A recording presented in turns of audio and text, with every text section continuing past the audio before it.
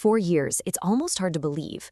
A war that was supposed to be over in a matter of days has dragged on, and in the process, it has completely, and I mean completely, redrawn the map of our world. Today, we're going to break down the massive global impact of Russia's full-scale invasion of Ukraine. Right? So today, February 24th, 2026, marks exactly 4 years since the tanks rolled across the border. 4 years of a conflict that has sent shockwaves through literally everything: our politics, our economy, and even how we think about modern warfare itself. And this all started with one of the biggest miscalculations in modern history. The Kremlin expected this quick, clean, special military operation to take Kyiv in a flash. The reality, 4 years on, a brutal, grinding war of attrition. It's the bloodiest conflict Europe has seen since World War II, and there's just no end in sight. So to really get our heads around the scale of these changes, we're going to look at 5 key ripple effects. First, the new geopolitical map. Then, how our global economy is fractured.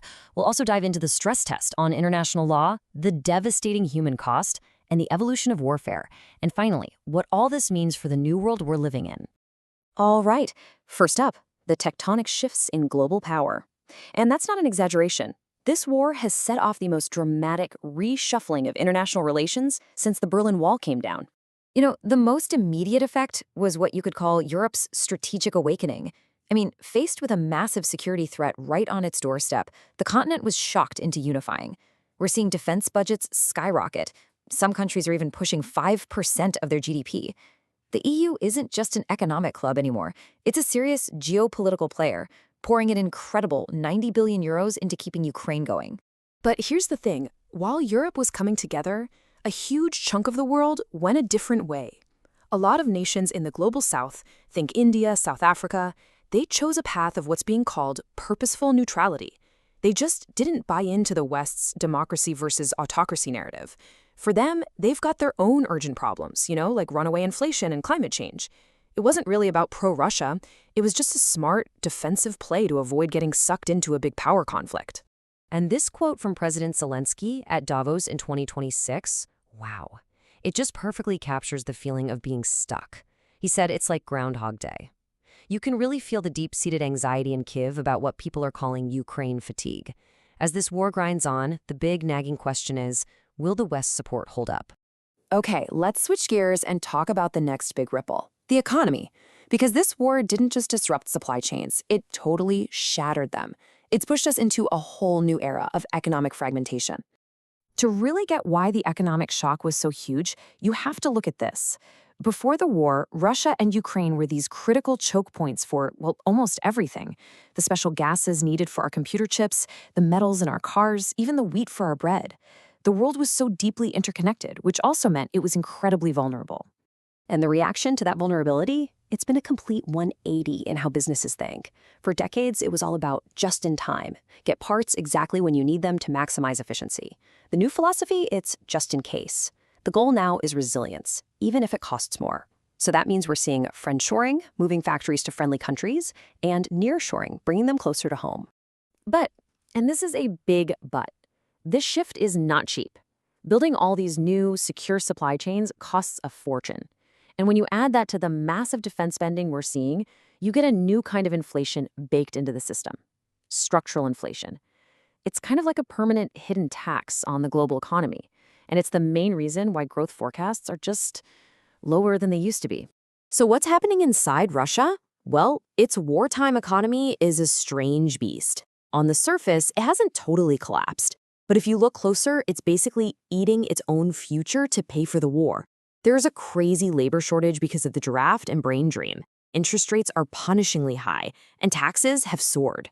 It all adds up to long-term stagnation. Even Putin had to admit that real growth in 2025 was barely 1%. Which brings us to our third point: how all of this has put the international rules-based order to the ultimate test. We're talking sanctions, international law, the whole shebang. The first move from the West was to basically weaponize the global financial system. The idea was to hit Russia where it hurts, its wallet, with the most intense and widespread sanctions ever seen. But Russia's countermove was, you have to admit, pretty clever and straight out of a spy novel. They secretly built this massive shadow fleet of over 640 old, untraceable tankers.